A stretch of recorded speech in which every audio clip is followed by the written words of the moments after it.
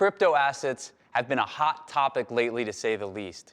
Trading in cryptocurrencies like Bitcoin has sent prices on a wild ride, raising a lot of questions about how they should be valued, how to trade them, and whether or not you should make them part of your portfolio.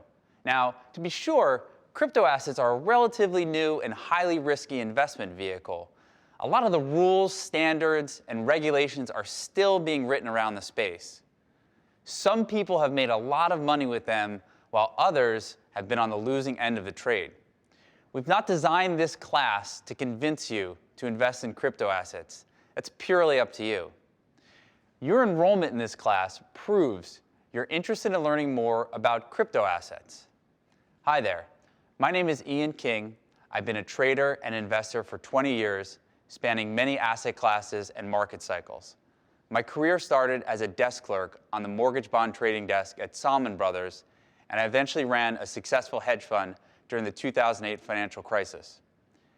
For the last 5 years, my focus has been on the cryptocurrency space, and I'm excited to share this knowledge with you as an Investopedia instructor. Thank you for your enrollment.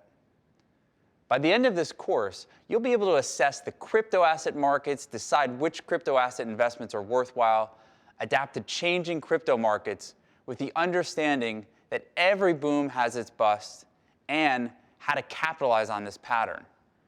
You're going to develop your own unique process for becoming a better trader, as well as construct actionable trading ideas using technical analysis that will help improve your potential risk-reward ratio on every investment. So how you take this course is up to you. You can take it sequentially, section by section, or you can skip around and watch the content that most interests you. This course also has a workbook that you can download, follow along and take notes. There's also a glossary of terms and some quizzes to test your knowledge. So without further ado, let's get started.